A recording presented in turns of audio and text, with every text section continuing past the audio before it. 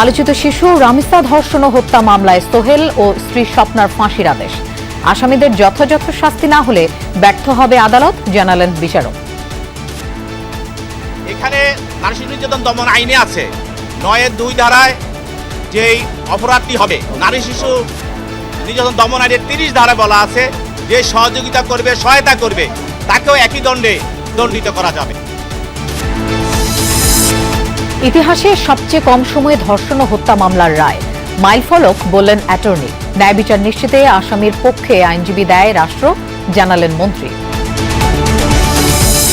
শিক্ষকদের প্রশিক্ষণ কর্মসূচির উদ্বোধন করলেন প্রধানমন্ত্রী তারেক রহমান। প্রযুক্তি বিপ্লবের চ্যালেঞ্জ মোকাবেলায় সনদপত্র নির্ভরতা কমিয়ে কর্মমুখী শিক্ষার তাগিদ।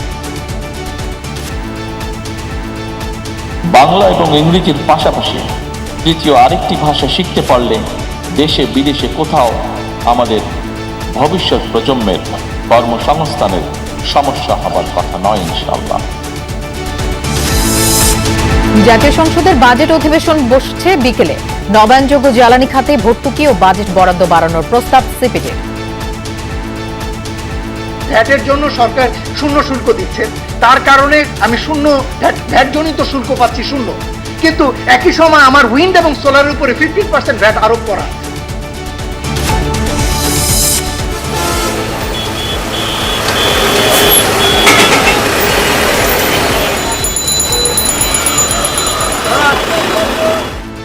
মিশ্র যানবাহনের বিশৃঙ্খল চলাচল রাজধানীর প্রগতি সরণিতে।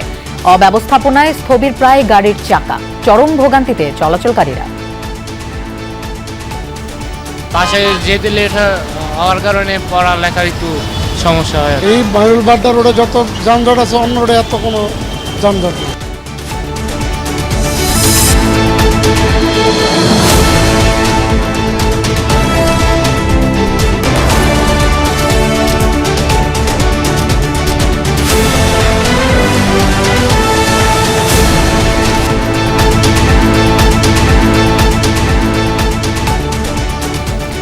দেখছিলেন শিরোনামগুলো। এছাড়াও দেশ বিদেশের আরো খবর নিয়ে দুপুরে বাংলাদেশে আপনাদের সঙ্গে থাকছি আমি মৌসুমী আহমেদ লোপা।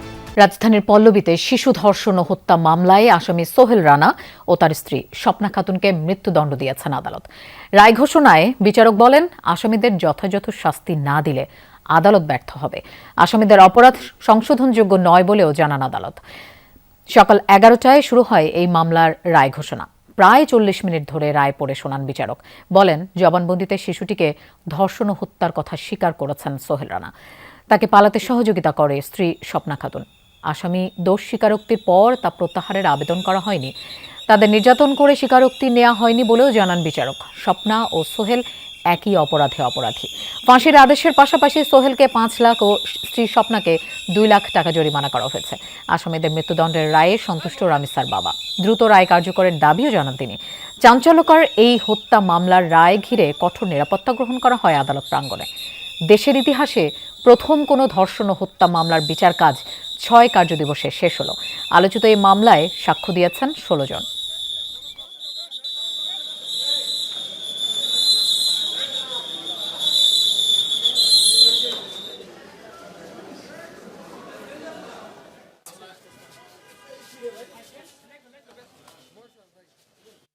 আমি আলহামদুলিল্লাহ 100% খুশি, এবং এই রায় বাস্তবায়ন হলে আমি সম্পূর্ণভাবে আমার মনের প্রত্যাশা, যে রায় এবং কার্যকরের মনের প্রত্যাশা, আমার আকাঙ্ক্ষা, সেটা মিটবে। এই বিচারের মধ্য দিয়ে, একটা দৃষ্টান্তমূলক শাস্তির মধ্য দিয়ে দেশের মানুষের মনে যেরকম মানুষের মধ্যে একটা আশার সঞ্চার করা এবং আমাদের শিশু বাচ্চাদেরকে এই ধরনের নৃশংস ঘটনা থেকে যেন আগামী দিন রক্ষা করা যায় এবং ধরনের ঘটনা না ঘটে, এই বিচারটা একটি দৃষ্টান্তমূলক ঘটনা হিসাবে, শাস্তি হিসাবে পরিগণিত হবে। দর্শক, আদালতে আছেন আমাদের সহকর্মী মশিউর অনেক। আমরা তার কাছে যাচ্ছি। অনেক বহুল আলোচিত এবং প্রতীক্ষিত একটি মামলার রায় হলো আজ। এই রায়ের পরবর্তী প্রক্রিয়া কি এবং আসামি পক্ষ আপিল করবে কিনা, কি বলেছে তারা?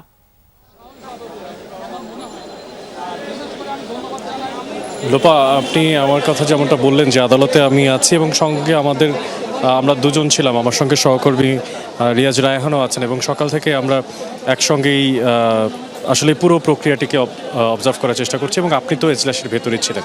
প্রথমে আপনার থেকে জানতে চাইবো, আসলে আমি তো দেখলাম আসলে বাইরে যে পরিমাণ হুড়োহুড়ি ব্যাপারটা চললো, উত্তেজিত মানুষ ছিল, উচ্ছ্বাস ছিল এবং শেষমেশ রায়ের পর উচ্ছ্বাসটা আরও বাড়লো। তো জানতে চাই আসলে পরবর্তী পদক্ষেপ আসলে এই রায়ের বিপরীতে কী হতে পারে? ধন্যবাদ। অনেক পরবর্তী পদক্ষেপ বলতে আসলে এই যে মামলাটি হয়েছে, যেমন সংশোধন, তথ্যগত সংশোধনের প্রয়োজন, সেটি হচ্ছে 6 কার্যদিবস নয় 5 কার্যদিবসে মূলত এই মামলাটি শেষ করা হয়েছে। বিচার প্রক্রিয়াতে শুরু থেকে একেবারে শেষ পর্যন্ত, রায় ঘোষণা পর্যন্ত আজকে 5 কার্যদিবস। 4 কার্যদিবসে বিচারটি শেষ করা হয়েছে, নিষ্পত্তি করা হয়েছে এবং 5ম কার্যদিবসে এসে মামলাটির রায় ঘোষণা করা হয়েছে। এখন যেটি হয়, আসামি পক্ষের দুটি উপায় থাকে। একটি হচ্ছে আইনজীবীর মাধ্যমে আপিল করা, হাইকোর্ট ডিভিশন অর্থাৎ সুপ্রিম কোর্ট হাইকোর্ট ডিভিশনে আপিল করা। দ্বিতীয় হচ্ছে যদি আসামি কোনো আইনজীবী না থাকে তাহলে সেক্ষেত্রে জেল আপিল বলা হয়, অর্থাৎ আসামি নিজে নিজে জেল থেকে যে কারা কর্তৃপক্ষের মাধ্যমে আপিলটি করতে পারে এবং সেটাকে আদালত বলে দিয়েছেন স্পষ্ট করে 1 সপ্তাহের মধ্যে আপিলটি দায়ের করতে হবে। যদি আপিলটি 1 সপ্তাহের মধ্যে দায়ের করা না হয় তাহলে এই যে নিম্ন আদালতের রায় সেটি বহাল আছে বলে ধরে নেওয়া হবে এবং পরবর্তীতে রায় কার্যকরের জন্য 21 দিন সময় পাবে এবং 21 দিনের মধ্যে আসামি রাষ্ট্রপতির কাছে ক্ষমা ভিক্ষার আবেদন করতে পারে। তারপরে যদি আসামি রাষ্ট্রপতি যদি ক্ষমা করেন তাহলে ক্ষমা পেয়ে যাবেন, যদি ক্ষমা না করেন তাহলে 21 দিনের মধ্যে তার যে রায় সেটি কার্যকর করা হবে। আর যদি আপিল করেন তাহলে কী হবে?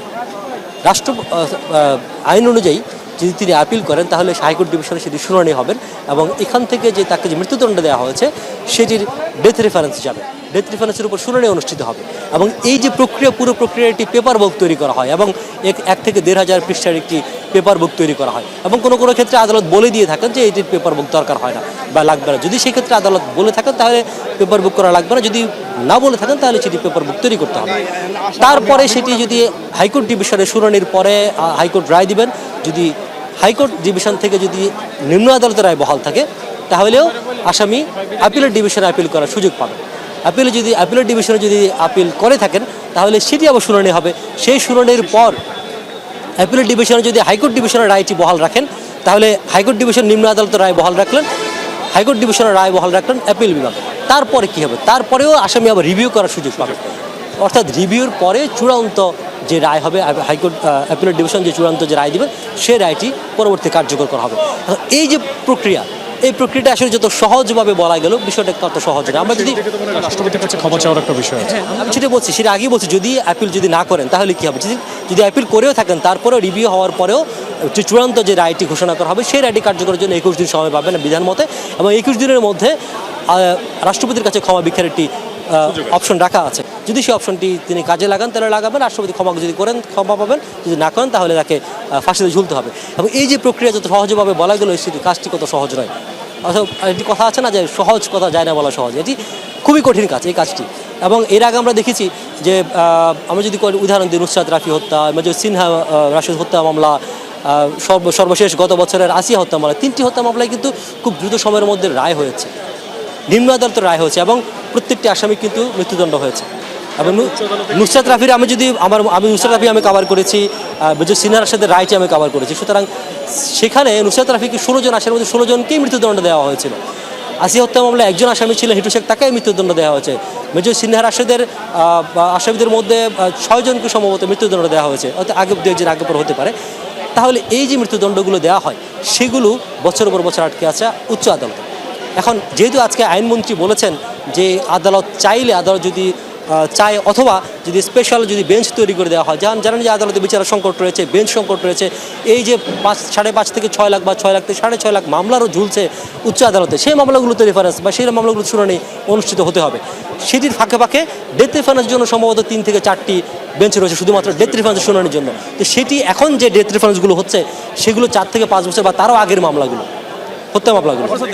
দীর্ঘ একটা মামলার সূত্রতা কিন্তু চলছে সেখানে। কথায় আজকে আমরা একটু আশ্বস্ত হতে পারি, তিনি যদি বলছেন যে খুব দ্রুত সময়ের মধ্যে স্পেশাল বেঞ্চ তৈরি করে, বা যেহেতু এর আগে আমি বলেছিলাম, এর আগে একটি প্রতিবেদন তৈরি করতে গিয়ে আইনজীবীরা বারবার বলছেন যদি এই যে চাঞ্চল্যকর মামলাগুলো রয়েছে সেগুলোর জন্য যদি আলাদা বেঞ্চ এবং ট্রাইব্যুনাল গঠন করে দেওয়া যায়, যে এই ট্রাইব্যুনালেই সব চূড়ান্ত রায়টি হবে, তাহলে হয়তো সেটি করা সম্ভব হতে পারে। করে একটা প্রশ্ন করে রাখতে চাই, সেটি হচ্ছে আপনি তো এজলাসের ভেতরে ছিলেন এবং সেখানে বলেছেন যে এটা মহামান্য বিচারক বলেছেন যে এটা আসলে সংশোধনমূলক কোনো অপরাধ নয়।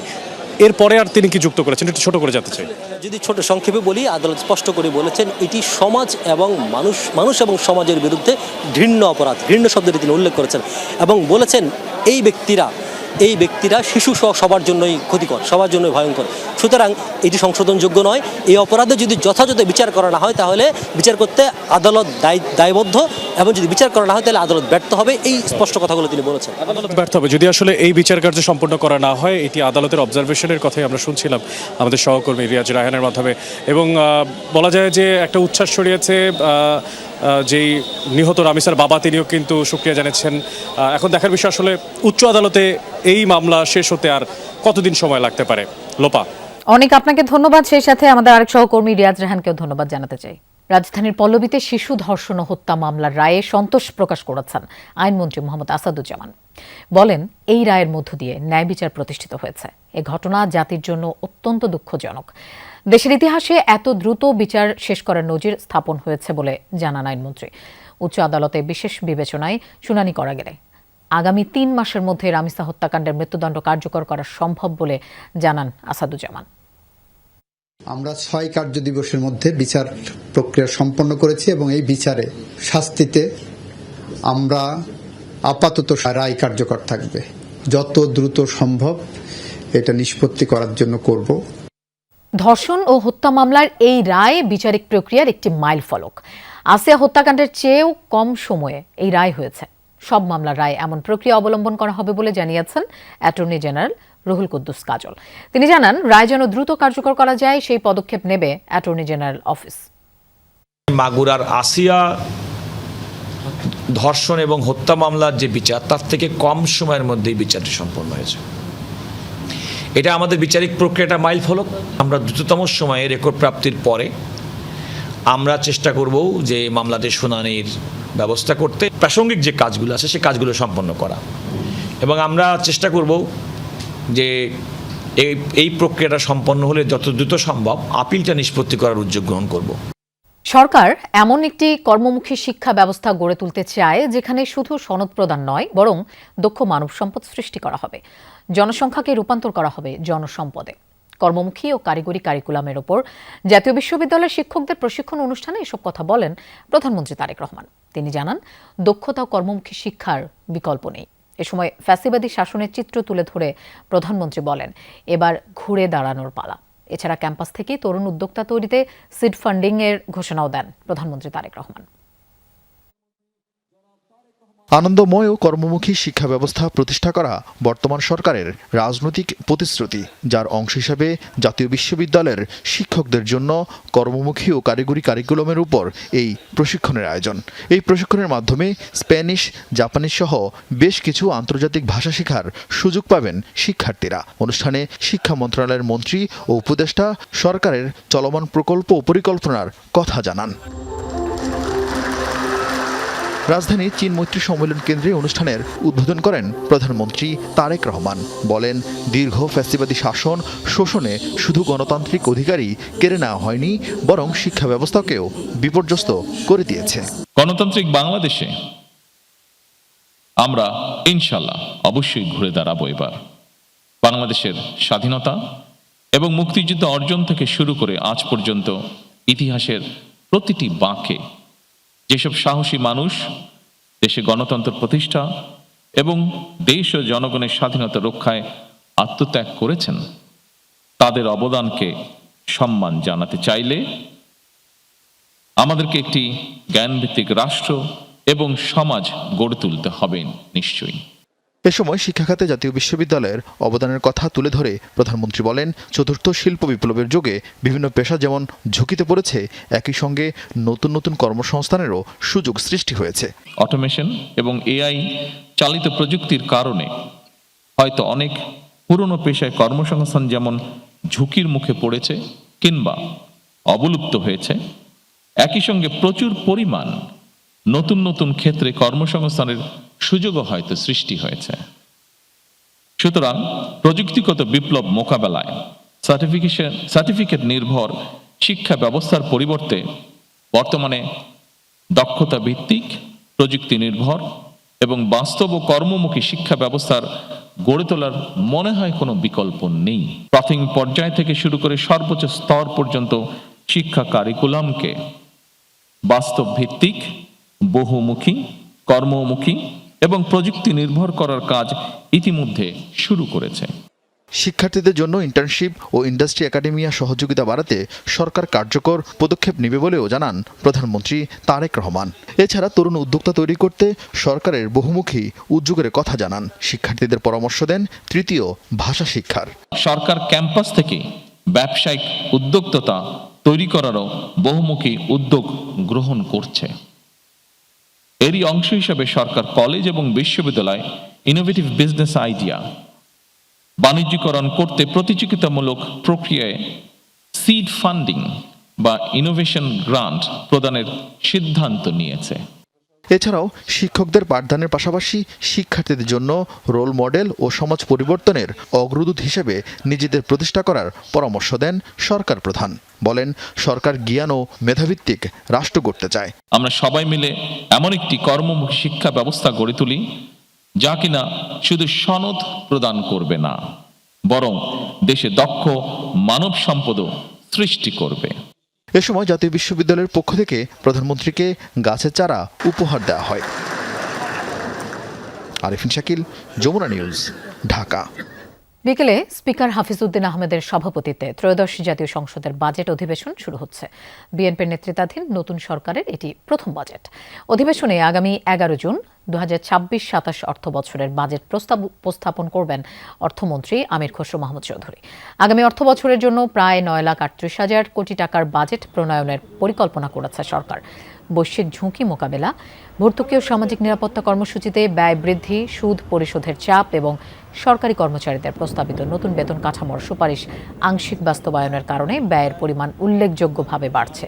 অর্থনীতি পুনরুদ্ধার, মূল্যস্ফীতি নিয়ন্ত্রণ, বিনিয়োগ ও কর্মসংস্থান বৃদ্ধিকে অগ্রাধিকার দেয়া হলেও প্রায় 2,43,000 কোটি টাকার রেকর্ড ঘাটতি বাজেটের অন্যতম বড় চ্যালেঞ্জ।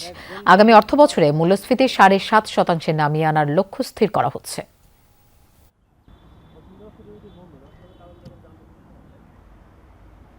জীবাশ্ম ও নবায়নযোগ্য জ্বালানির মধ্যে কর কাঠামোতে বড় ধরনের বৈষম্য আছে। বিদ্যুৎ ও জ্বালানি খাতের মোট প্রকল্প ব্যয়ের 87% জীবাশ্ম জ্বালানি ভিত্তিক প্রকল্পে যাচ্ছে, যেখানে নবায়নযোগ্য জ্বালানির অংশ 3%। আজ প্রেস ব্রিফিংয়ে এমন পর্যবেক্ষণ তুলে ধরে সিপিডি। বলা হয়, নবায়নযোগ্য জ্বালানির প্রযুক্তি আমদানিতে কর হার তুলনামূলকভাবে বেশি। বিশ্লেষণে আরও বলা হয়, কর কাঠামোর কারণে নবায়নযোগ্য জ্বালানি খাত কম প্রতিযোগিতামূলক হয়ে পড়ছে এবং বিনিয়োগে নিরুৎসাহিত হচ্ছেন উদ্যোক্তারা। সৌর ও বায়ু প্রযুক্তির উপর অগ্রিম কর প্রত্যাহার এবং ব্যাটারির উপর শুল্ক উল্লেখযোগ্যভাবে কমানোর সুপারিশ করেছে সিপিডি। নবায়নযোগ্য জ্বালানি খাতে ভর্তুকি ও বাজেট বরাদ্দ বাড়ানোর প্রস্তাব দিয়েছে সিপিডি। বলছে, বেসরকারি বিদ্যুৎ কেন্দ্রের সাথে অসম চুক্তির কারণে সরকারের বিদ্যুৎ উৎপাদন ব্যয় কমছে না।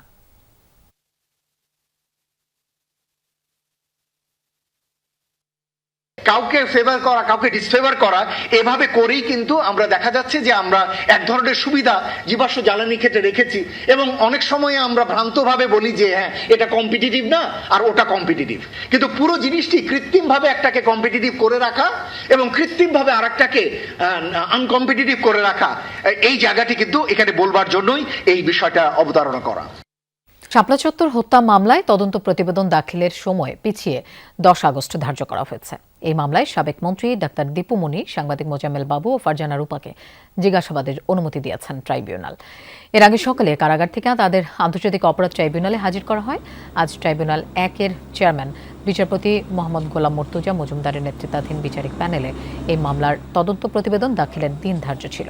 তবে প্রসিকিউশন সূত্র জানায়, তদন্ত চলমান থাকায় প্রতিবেদন জমা দেওয়ার জন্য আরও সময় চেয়েছে রাষ্ট্রপক্ষ। এর আগে প্রসিকিউশন জানায়, 2013 সালের 5 মে হেফাজতের সমাবেশ ঘিরে ঢাকাসহ 4টি স্থানে 58 জন নিহত হয়েছেন। এর মধ্যে ঢাকায় 32, নারায়ণগঞ্জে 20, চট্টগ্রামে 5 ও কুমিল্লায় 1 জন নিহতের পরিচয় শনাক্ত করেছে তদন্ত সংস্থা। দেশের বিভিন্ন সীমান্তে অনুপ্রবেশ ঠেকাতে টহল অব্যাহত রেখেছে border guard Bangladesh BGB. Panchagarh সদর উপজেলার প্রধান পাড়া সীমান্তের ভারতীয় শূন্যরেখায় পুশিনের জন্য 2 রাত ধরে জড়ো করা হয়েছে 10 নারী পুরুষকে। খোলা আকাশের নিচে 50 ঘণ্টা ধরে অবস্থান করছেন তারা। গত শুক্রবার ভোররাতে ভারতীয় সীমান্ত বাহিনী বিএসএফ তাদের বাংলাদেশে ঠেলে দেওয়ার চেষ্টা করলে বিজিবি ও স্থানীয়দের বাধার মুখে পড়ে। দুদেশের মাঝামাঝি শূন্যরেখায় আটকা পড়েন তারা। অনুপ্রবেশ ঠেকাতে কঠোর অবস্থানে বিজিবি। তাদের সাথে রাতভর সীমান্তে পাহারা দিচ্ছেন স্থানীয়রাও। প্রায় 3 দিন থেকে এখানে অবস্থান করে আছি। এই বৃষ্টির মধ্যে, এই রোদের মধ্যে নাই তাদের খাওয়া দাওয়া। অন্যায় অত্যাচার হিসেবে আমাদের বাংলাদেশে মানুষ অবৈধ হিসাবে ঢুকাই দিচ্ছে। এই জায়গায় যে 10 জন আসছে, শিশু বাচ্চাও আছে, এত নির্যাতন করতেছে ওদেরকে।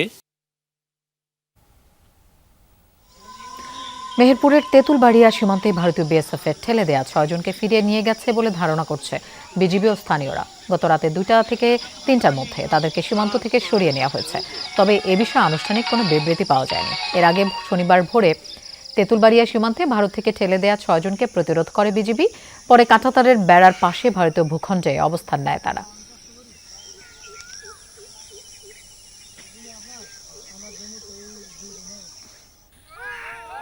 গতরাতে লালমনিরহাটের পাটগ্রাম উপজেলার 2 সীমান্ত দিয়ে আবারও পুশিনের চেষ্টা করে ব্যর্থ হয়েছে ভারতীয় সীমান্তরক্ষী বাহিনী বিএসএফ। বিজিবি ও স্থানীয়রা জানায়, মধ্যরাতে পানবাড়ি ও কলসিরমুখ সীমান্তের ওপারে প্রায় 14 জন নারী পুরুষকে জড়ো করে বিএসএফ। ভারতের তেলিয়াপাড়া এলাকার কাঁটাতার গেট দিয়ে তাদের পুশিনের চেষ্টা করা হয়। বিজিবির প্রতিরোধ ও স্থানীয়রা জড়ো হয়ে বাধা দিলে তারা ঢুকতে ব্যর্থ হয়। পরে পুশিনের জন্য জড়ো করা মানুষদের নিয়ে ভারতীয় ভূখণ্ডে ফিরে যায় বিএসএফ।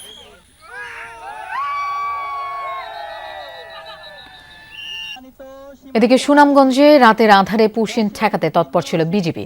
অনুপ্রবেশ রুখতে করা হয় মাইকিং। স্থানীয়দের এই বিষয়ে সতর্ক করা হয়। টর্চ লাঠি হাতে বিজিবির সাথে ছিলেন স্থানীয়রাও।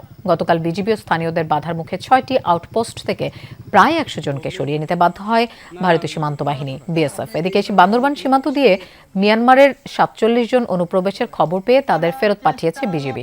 স্থানীয়রা জানান, ঈদের পর থেকেই বিভিন্ন সীমান্তের ওপারে মানুষের চলাচল বেড়েছে। বিজিবিকে খবর দিলে অনেক জায়গায় অনুপ্রবেশের চেষ্টা রুখে দেয় তারা।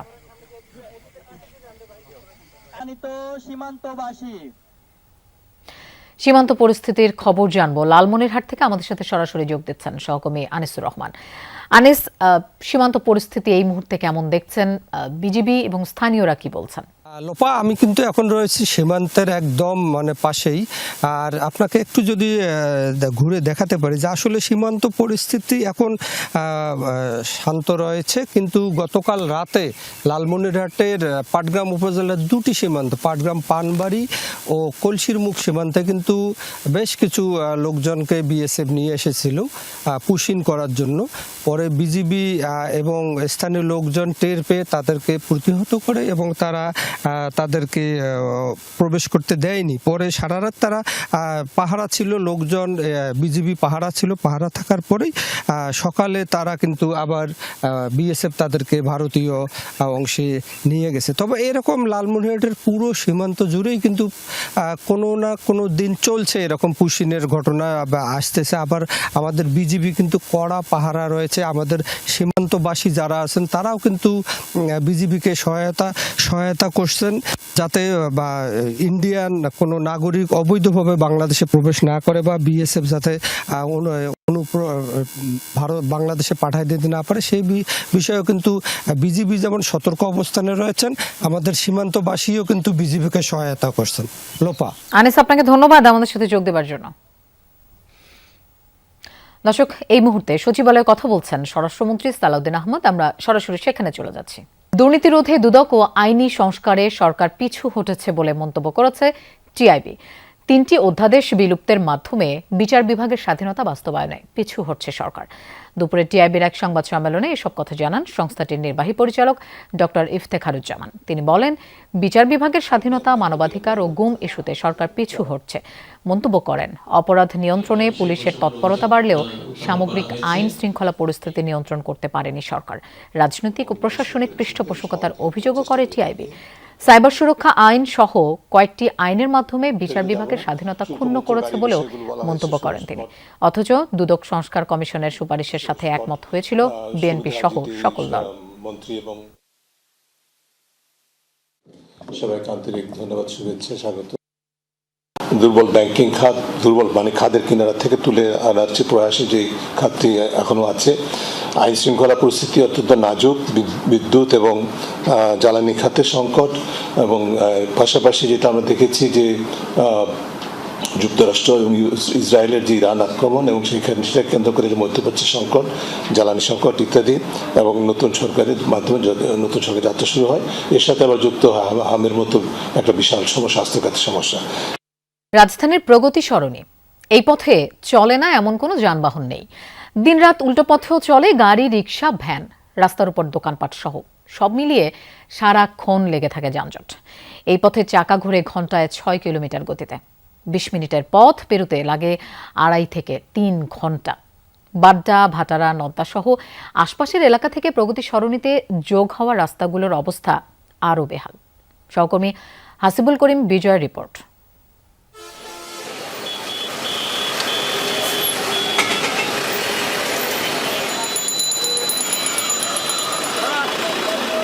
সারাদিনের কর্মব্যস্ততা শেষে বাড়ি ফিরছে নগরবাসী।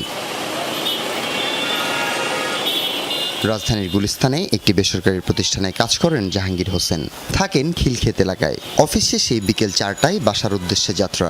গুলিস্তান থেকে প্রগতি সরণি হয়ে যাবেন খিলক্ষেত। মালিবাগ, বাড্ডা হয়ে প্রগতি সরণি পার হতেই চলে যায় 2.5 ঘন্টা। জাহাঙ্গীর যখন খিলক্ষেত পৌঁছলেন ঘড়ির কাঁটায় তখন 6:45। 2 থেকে 2.5 ঘন্টা নামার পর, 2.5 ঘন্টা পর যাওয়ার পর নামার পরে শরীর আসলে অনেক ক্লান্তি, দাঁড়ায় আসতে হয়েছে, বাসে সিট পাওয়া যায় না। গুলিস্তান থেকে খিলক্ষেতের দূরত্ব 17 কিলোমিটার। শুধু প্রগতি সরণি পথটা পার হতেই যানবাহনের গতি ঘন্টায় 6 কিলোমিটারের বেশি নয়। বাসায় যেতে লেট হওয়ার কারণে পড়ালেখার একটু সমস্যা হয় আর কি। প্রতিদিন যে ভার্সিটিতে যাইতে লেট হয়ে যায়, এখন আমি বাসায় যেতে পারি না ভার্সিটি থেকে। রিক্সা বেশি, এরপরে হচ্ছে আপনার যে সাইডে দেখেন অনেক দোকান বসছে। এই মাইনুল বাড্ডা রোডে যত যানজট আছে অন্য রোডে এত কোনো যানজট নেই। রাজধানীর উত্তর পূর্বাংশের একটি গুরুত্বপূর্ণ যোগাযোগ পথ এই রাস্তা। রামপুরা, বাড্ডা ও ভাটারা হয়ে কুড়িল পর্যন্ত এসেছে সড়কটি। এই রাস্তায় কেন লেগে থাকে যানজট? উত্তরটা অব্যবস্থাপনা। পুরো রাস্তা জুড়েই 2 পাশেই উল্টো পথে চলাচল। উল্টে তো যাওয়া ঠিক না, আমরা যাই যেটুকু যাই ওইটুকু অন্যায়। সিটি কর্পোরেশন কি আপনার পারমিশন দিছে উল্টা যেতে? এই কথা বলছে আপনার উল্টা যেতে? সবাই যায়, আমি একা না। এই সড়কে নেই কোনো নিয়ম। রাস্তার মাঝখানে দাঁড়িয়ে যাত্রী তুলে বাসগুলো, পেছনে দাঁড়িয়ে থাকে শত শত যান। এ পথে চলে না আসলে এমন কোনো যানবাহন নেই। রাস্তায় একটু পরপর বাজার আর হকার, সংকীর্ণ হয়ে থাকে পুরো পথ। আমরা মানছি একটা অংশ দখল করা আছে, কিন্তু যানজট যদি হয় আমরা রিক্সা নিয়ে আমরা সরে যাই। এটা দিয়ে কিন্তু আমাদের সবারই ফ্যামিলি চলে, তো আমাদের পেটে লাথি দিলে তো হবে না, আমাদের যে কোনো একটা ব্যবস্থা করতে হবে। রাজধানীর প্রগতি সরণি এই সড়কটির 2 পাশের ফুটপাতেই দখল করে নিয়েছে প্রায় 10 থেকে 12 ফিট জায়গা। তার উপর মূল সড়ক দখল করে গড়ে উঠেছে এ ধরনের ভাসমান মার্কেট। এই সড়কটিতে চলাচল করে সব ধরনের যানবাহন, ফলে সৃষ্টি হয় তীব্র যানজট। ভোগান্তিতে পড়ে সাধারণ মানুষ। শুধু ধমনী সড়কই নয়, এই রাস্তায় একদিকে যোগ হয়েছে ভাটারা, শাহজাদপুর, উত্তর, মধ্য ও মেরুলবাড্ডা থেকে আসা আঞ্চলিক রাস্তাগুলো। উল্টো দিকে Gulshan link road, Madani avenue, Nadda থেকে আসা রাস্তার মাথাগুলোই এ জটলা লেগে থাকে দিনরাত।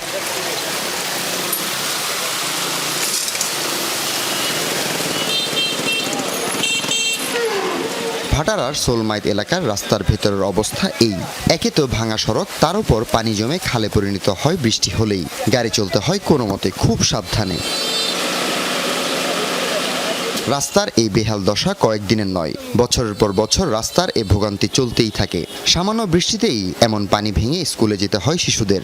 পানি জমা থাকলে পুরো জামা কাপড় ভিজা যায়, বৃষ্টি হলে অটো পাওয়া যায় না। বাচ্চাদের স্কুল নিয়ে যাওয়া আসা কষ্ট, ভাড়া বেশি, রিক্সা ঠিকঠাক মতো পাওয়া যাচ্ছে না। 1 ঘন্টা পরলে বৃষ্টি হয়, তাহলে মনে করেন 10 ঘন্টা পানি যায় না। এটি ঢাকা 11 আসন। সংসদ সদস্য বিরোধী দলীয় চিফ হুইপ নাহিদ ইসলাম বললেন, সিটি কর্পোরেশনের কাউন্সিলররা নেই, তাই এলাকা ঘুরে ঘুরে সমস্যাগুলোর খোঁজখবর নিচ্ছেন তিনি। তবে কাজটা সিটি কর্পোরেশনকেই করতে হবে বলে জানান নাহিদ ইসলাম। প্রগতি সরণির এক পাশে যেরকম একটা উন্নত ঢাকা, আরেক পাশে একটা অনুন্নত ঢাকা দেখতে পাই। এই বৈষম্যটা যাতে দূর হয় এবং বিরোধী দলের আসন হিসেবে যাতে এটা কোনো বৈষম্যের শিকার না হয়, আমরা প্রত্যেকটা ওয়ার্ডে যাচ্ছি।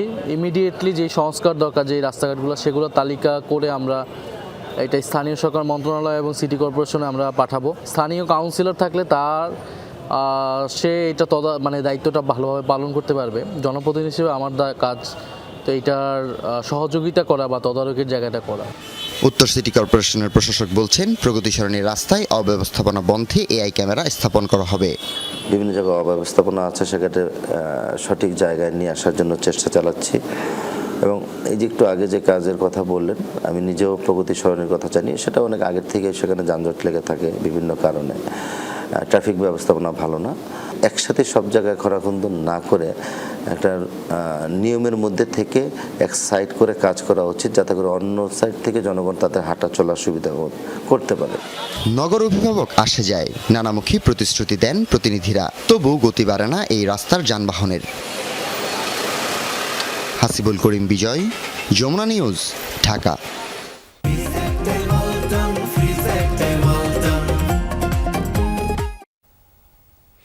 দেশে হাম ও উপসর্গে থামছে না মৃত্যু। 24 ঘন্টায় হামের উপসর্গ নিয়ে ময়মনসিংহ, কুমিল্লায় আরও 2 শিশুর মৃত্যু হয়েছে। এ নিয়ে হাম ও উপসর্গে ময়মনসিংহে মৃত্যু হলো 47 জন শিশুর। নতুন করে হাসপাতালে ভর্তি হয়েছেন 28 জন। চিকিৎসা শেষে সুস্থ হয়ে বাড়ি ফিরেছেন 34 জন। 24 ঘন্টায় হাম ও উপসর্গ নিয়ে রাজশাহী মেডিকেলে ভর্তি হয়েছেন 2 জন। সুস্থ হয়ে বাড়ি ফিরেছেন 4 জন। চিকিৎসাধীন 57 জন রোগী। এছাড়া সিলেট, বরিশাল ও চট্টগ্রাম বিভাগের বিভিন্ন হাসপাতালে রোগীর ভিড় রয়েছে। কোথাও কোথাও শয্যা সংকটে ভোগান্তি পোহাতে হচ্ছে রোগী ও স্বজনদের। হামের উপসর্গ দেখা দিলে আতঙ্কিত না হয়ে রোগীকে হাসপাতালে নিয়ে যাওয়ার পরামর্শ চিকিৎসকদের। 6 দফা দাবিতে সারা দেশে অনির্দিষ্টকালের কর্মবিরতি পালন করছেন ইন্টার্ন চিকিৎসকরা। রোগীদের কথা বিবেচনায় রেখে বহির্বিভাগ ও জরুরি বিভাগ কর্মবিরতির আওতামুক্ত রেখেছেন ইন্টার্ন চিকিৎসকরা। সকালে বাংলাদেশ সমন্বিত ইন্টার্ন চিকিৎসক ঐক্য পরিষদের ব্যানারে এই কর্মসূচির ঘোষণা দেওয়া হয়। রাজশাহী, চট্টগ্রাম, সিলেট সহ দেশের বিভিন্ন স্থানে ইন্টার্ন চিকিৎসক পরিষদের ব্যানারে অনির্দিষ্টকালের কর্মবিরতি পালন করছেন তারা। এর আগে টানা 2 দিন একই দাবিতে মানববন্ধন কর্মসূচি পালন করেন তারা। ইন্টার্ন চিকিৎসকরা জানান, 6টি দাবির মধ্যে প্রথম দাবির বিষয়ে আশ্বস্ত করার চেষ্টা করা হলেও বাকি দাবিগুলো নিয়ে সংশ্লিষ্ট মহল থেকে এখনো কোনো দৃশ্যমান পদক্ষেপ নেওয়া হয়নি। ফলে বাধ্য হয়ে তারা কর্মবিরতি পালন করছেন। দাবি আদায় না হওয়া পর্যন্ত টানা কর্মবিরতি চলবে। ধানমন্ডি লেককে কোনোভাবেই বাণিজ্যিকভাবে ব্যবহার করতে দেয়া হবে না। লেকের সৌন্দর্য সংরক্ষণ, পানির মান উন্নয়ন ও জলাবদ্ধতা নিরসনে হকার ও রিকশা চালকদের নিবন্ধনের আওতায় আনার কথা জানিয়েছেন ঢাকা দক্ষিণ সিটি কর্পোরেশনের প্রশাসক মোহাম্মদ আব্দুস সালাম। নাগরিক সেবা, বর্জ্য ব্যবস্থাপনা ও মশক নিধন কার্যক্রম আরও কার্যকর করতে ধানমন্ডিতে গণশুনানির আয়োজন করে ঢাকা দক্ষিণ সিটি কর্পোরেশন। সকালে ধানমন্ডি লেক সংলগ্ন রাশিয়ান কালচারাল সেন্টারে আয়োজিত অনুষ্ঠানে ডিএসসিসি প্রশাসক বলেন, জনগণের অংশগ্রহণের ভিত্তিতেই সিটি কর্পোরেশন কাজ করবে। সাধারণ মানুষের সমস্যা শুনে দ্রুত সমাধান করা হবে বলেও জানান তিনি। বর্জ্য অপসারণে রেকর্ড অগ্রগতি এবং নাগরিকদের নিয়ম মানার আহ্বান জানান দক্ষিণ সিটির প্রশাসক। অনুষ্ঠানে সড়ক পরিবহন ও সেতুমন্ত্রী শেখ রবিউল আলম বলেন, লেকে কোনো বাণিজ্যিক নিয়ন্ত্রণ চলবে না। ধানমন্ডি এলাকায় জলাবদ্ধতা নিরসনে 350 কোটি টাকার প্রকল্প বাস্তবায়ন করা হচ্ছে বলেও জানান তিনি।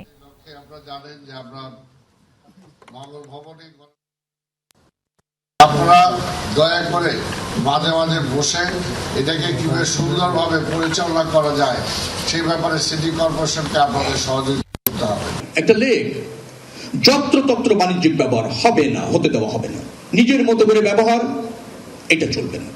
সামগ্রিক স্বার্থে, শৃঙ্খলার স্বার্থে আমরা ঝলমলে লেক করছি না, আমরা মনোরম, প্রশান্তিময়, ন্যাচারাল বিউটিফিকেশনের মধ্যে রাখতে চাচ্ছি। যুক্তরাষ্ট্রের শীর্ষ কর্মকর্তাদের উপর ব্যাপক হারে গোয়েন্দা নজরদারি বাড়িয়েছে ইসরায়েল। তাদের এই আগ্রাসী আচরণ নিয়ে বেশ উদ্বিগ্ন পেন্টাগন। সংশ্লিষ্ট কর্মকর্তাদের বরাতে এই তথ্য প্রকাশ করেছে মার্কিন সংবাদ মাধ্যম নিউ ইয়র্ক টাইমস ও এনবিসি। তাদের রিপোর্টে বলা হয়েছে, এই ইস্যুতে অভ্যন্তরীণ প্রতিবেদন প্রকাশ করেছে পেন্টাগনের গোয়েন্দা সংস্থা ডিআইএ। ইসরায়েলের তৎপরতার জেরে গোয়েন্দা হুমকির মাত্রা সর্বোচ্চ পর্যায়ে উন্নীত করেছে ওয়াশিংটন। ইরান ও লেবানন ইস্যুতে ক্রমেই বাড়ছে ইসরায়েল ও যুক্তরাষ্ট্রের দূরত্ব। বেনিয়ামিন নেতানিয়াহুর সাথে ডোনাল্ড ট্রাম্পের সম্পর্কের তিক্ততাও বাড়ছে। ইরান যুদ্ধ নিয়ে মতবিরোধের জেরে সবচেয়ে ঘনিষ্ঠ মিত্র যুক্তরাষ্ট্রের উপরই নজরদারি বাড়িয়েছে ইসরায়েলি গোয়েন্দারা।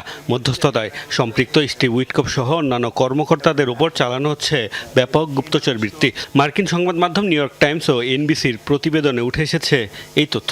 বলা হয়েছে, তেল আবিবের ক্রমবর্ধমান নজরদারিতে বেশ উদ্বিগ্ন পেন্টাগনের গোয়েন্দা সংস্থা ডিআইএ। ঘটনার সাথে সংশ্লিষ্ট 3 মার্কিন কর্মকর্তার বরাতে প্রতিবেদনে বলা হয়েছে, একটি অভ্যন্তরীণ মূল্যায়ন প্রকাশ করেছে ডিআইএ, যেখানে বলা হয়েছে ইসরায়েলি গুপ্তচর বৃত্তির মাত্রাকে ক্রিটিক্যাল বা সংকটজনক হিসেবে চিহ্নিত করা হয়েছে। পেন্টাগনের উদ্বেগ, ট্রাম্প প্রশাসনের অভ্যন্তরীণ আলোচনা ও সিদ্ধান্ত সম্পর্কে তথ্য হাতিয়ে নিতে এই নজরদারি চালানো হচ্ছে। বলা হচ্ছে এই ঘটনা এখন দুদেশের সম্পর্কে প্রভাব না ফেললেও ইসরায়েল সফরে বাড়তি সতর্কতা অবলম্বন করতে পারেন মার্কিন কর্মকর্তারা। বিশ্লেষকরা বলছেন, ঐতিহাসিকভাবে ঘনিষ্ঠ 2 মিত্রের মধ্যে ক্রমবর্ধমান অবিশ্বাসের জেরে মধ্যপ্রাচ্য নিয়ে তাদের নীতি ও উদ্দেশ্য ভিন্ন পথে যেতে শুরু করেছে কিনা তা নিয়ে উঠেছে প্রশ্ন, যদিও অভিযোগকে মিথ্যা দাবি করেছে তেল আবিব। আনুষ্ঠানিকভাবে ইসরায়েলি গোয়েন্দাগিরির বিষয়টি অস্বীকার করেছে হোয়াইট হাউসও। মার্কিন কর্মকর্তারা বলছেন, ইসরায়েলের মিত্রদের ওপর গোয়েন্দাগিরির কুখ্যাতির ইতিহাস রয়েছে। এর আগেও বিভিন্ন সময় দেশটি মার্কিন কর্মকর্তাদের ওপর জোরালো নজরদারি চালিয়েছে। মোস্তফা মাহমুদ, যমুনা নিউজ। শুরু হয়েছে বিসিবি নির্বাচন। সকাল 10টা থেকে ভোট গ্রহণ শুরু হয়ে চলবে বিকেল 4টা পর্যন্ত। সন্ধ্যা 6টায় হবে ফলাফল প্রকাশ। এ নিয়ে গত 8 মাসের ব্যবধানে বিসিবি পরিচালনা পর্ষদের দ্বিতীয় নির্বাচন। জেলা ও বিভাগীয় ক্রীড়া সংস্থার 10 পরিচালকের মধ্যে 7 জনই বিনা প্রতিদ্বন্দ্বিতায় নির্বাচিত হয়ে গেছেন। নির্বাচন হচ্ছে শুধু খুলনা বিভাগের 2টি আর বরিশালে 1টি পরিচালক পদের জন্য। এর মধ্যে খুলনা বিভাগে প্রতিদ্বন্দ্বিতা হওয়ার সম্ভাবনা কম। বিনা প্রতিদ্বন্দ্বিতায় নির্বাচিত হয়ে গেছেন ক্যাটাগরি 3-এর একমাত্র পরিচালকও। তবে ক্লাব ক্যাটাগরিতে কেউ বিনা প্রতিদ্বন্দ্বিতায় নির্বাচিত হতে পারেননি। 12 পরিচালক পদের বিপরীতে 18 থেকে কমে প্রার্থী এখন 16 জন। এনএসসির মনোনীত 2 জন আর নির্বাচিত 23 পরিচালক মিলে নির্ধারণ করবেন ক্রিকেট বোর্ডের পরবর্তী সভাপতি।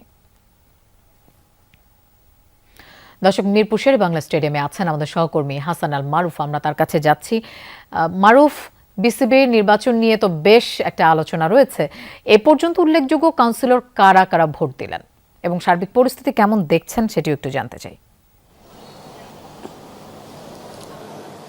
লোপা, সকাল 10টা থেকে শুরু হয়েছে ভোট গ্রহণ, বিকেল 4টা পর্যন্ত চলবে। ভোটার উপস্থিতি আসলে কম বললেই চলে, তার কারণ বেশিরভাগই ই ভোট বা পোস্টাল ব্যালটে ভোট দিয়েছেন প্রায় 42 জন, যতটুকু আমার কাছে তথ্য আছে, যার কারণে আসলে ভোটার উপস্থিতি একেবারেই কম। এবং জেলা বিভাগ থেকে যদি বলি 7 জন বিনা প্রতিদ্বন্দ্বিতা, এরই মধ্যে জয়ী হয়েছেন। 3টি পদ খালি আছে, সেখানে খুলনা এবং বরিশাল বিভাগে ইলেকশন হচ্ছে। ক্লাব ক্যাটাগরিতে 16 প্রার্থী আছে, যার মধ্যে 12টি পদ।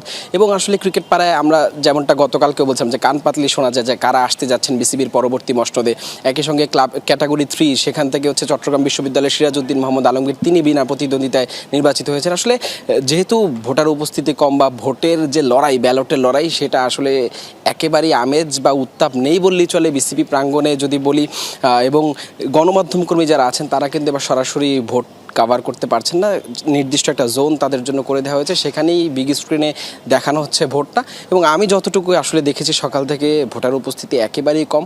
সন্ধ্যা 6টার দিকে ফলাফল প্রকাশ করা হবে এবং এরপরেই আসলে আনুষ্ঠানিকভাবে জানা যাবে যে কারা আসতে যাচ্ছেন বিসিবির পরবর্তী বোর্ডে। এবং এখন পর্যন্ত যদি বলি যে তামিম ইকবালই বিসিবির সভাপতি হিসেবে সবচেয়ে বেশি এগিয়ে আছেন বা যতটুকু আসলে ফেভারিট, তিনি হয়তো বা পরবর্তীতে পূর্ণ মেয়াদে আসতে যাচ্ছেন বিসিবির পরবর্তী বোর্ডে। মারুফ, আপনাকে ধন্যবাদ আমাদের সাথে যোগ দেওয়ার জন্য। বিশ্বকাপ প্রস্তুতির অংশ হিসেবে হন্ডুরাসের বিপক্ষে 2-0 গোলে জিতেছে আর্জেন্টিনা। মিশরকে 2-1 গোলে হারিয়েছে ব্রাজিল। একই ব্যবধানে চিলির বিপক্ষে জিতেছে পর্তুগাল, যুক্তরাষ্ট্রকে হারিয়েছে জার্মানি। নিউজিল্যান্ডের বিপক্ষে 1-0 গোলে জিতেছে ইংল্যান্ড। হন্ডুরাসের বিপক্ষে 2-0 গোলে জিতে বিশ্বকাপ প্রস্তুতি দারুণভাবে নিল আর্জেন্টিনা। ম্যাচের 37তম মিনিটে পেনাল্টি থেকে বর্তমান বিশ্ব চ্যাম্পিয়নদের এগিয়ে দেন লাউতারো মার্তিনেজ। দ্বিতীয়ার্ধে ব্যবধান বাড়ান জিউলিয়ানো সিমিওনে। আর্জেন্টিনা আক্ষেপ করতে পারে 9টা অন টার্গেট শট করেও গোল পেয়েছে মাত্র 2টা। এই ম্যাচে খেলেননি লিওনেল মেসি, এমি মার্তিনেজ। মিশরকে 2-1 গোলে হারিয়েছে ব্রাজিল। ম্যাচের 7ম মিনিটে মিশর গোলরক্ষকের ভুলে গোল করেন ব্রুনো গিমারেস। 4 মিনিট পর ব্রাজিলের অভিজ্ঞ ডিফেন্ডার মার্কিনিওসের ভুলে বল পান মুস্তফা জিকো। সমতা ফেরানেই ইজিপশিয়ান। ম্যাচের 52 মিনিটে জোরালো শটে গোল করে ব্যবধান বাড়ান দ্বিতীয়ার্ধে মাঠে নামা এনরিক। এই ম্যাচে খেলেননি চোট পাওয়া নেইমার। ঘরের মাঠে চিলির বিপক্ষে 2-1 গোলে জিতেছে পর্তুগাল। 36তম মিনিটে অফসাইডের ফাঁদে পড়ে বাতিল হয় ক্রিস্টিয়ানো রোনালদোর গোল। গোলশূন্য প্রথমার্ধে দ্বিতীয়ার্ধের বিরতির আগে মেজাজ হারিয়ে লাল কার্ড দেখেন পর্তুগালের রাফায়েল লেয়াও, চিলির আইভান রোমান। বিরতির পর রোনালদোর বদলি গঞ্জালো গেদেসের নৈপুণ্যে 58তম মিনিটে এগিয়ে যায় পর্তুগাল। 75তম মিনিটে ব্যবধান বাড়ান ব্রুনো ফের্নান্দেজ। যোগ করা সময়ের দ্বিতীয় মিনিটে ব্যবধান কমান লুকাস কেপেদা। 2 অর্ধে 2 গোল করে যুক্তরাষ্ট্রের বিপক্ষে 2-1 গোলে জিতেছে জার্মানি। শিকাগোয় ম্যাচের দ্বিতীয় মিনিটেই জার্মানিকে এগিয়ে নেন কাই হাভার্টস। জোশুয়া কিমিকের ফ্রি কিকে হেডে গোল করেন আর্সেনাল ফরওয়ার্ড। 37তম মিনিটে দর্শনীয় এক গোলে সমতা ফেরান অ্যান্টনি রবিনসন। 57তম মিনিটে আবার এগিয়ে যায় জার্মানি। হাভার্টসের পাসে বা পায়ের শটে গোল করেন লেরয় সানে। এখানেই তৈরি হয় ব্যবধান। ফ্লোরিডায় নিউজিল্যান্ডের বিপক্ষে 1-0 গোলে জিতেছে ইংল্যান্ড। 2 অর্ধে ভিন্ন দুটি একাদশ নিয়ে খেলে ইংলিশরা। ম্যাচে প্রায় 72% বল দখলে রেখে 23টা শট নিলেও অন টার্গেটে রাখতে পারে মাত্র 4টা। প্রথমার্ধের যোগ করা সময়ে একমাত্র গোলটি করেন হ্যারি কেইন। সতীর্থের ক্রসে হেডে গোল করেন বায়ার্ন মিউনিখ স্ট্রাইকার। ইংল্যান্ডের record goal scorer Kane club ও জাতীয় দল মিলিয়ে এই মৌসুমে 57 ম্যাচে করলেন 67 গোল। আফনান পিয়াল, যমুনা স্পোর্টস। দর্শক, দুপুরে বাংলাদেশের প্রথম ঘন্টা থেকে বিদায় নিচ্ছি আমি মৌসুমী আহমেদ লোপা। আর পরের ঘন্টার খবর নিয়ে ফিরবেন সহকর্মী নুসরাত বৃষ্টি। আমাদের সাথেই থাকুন।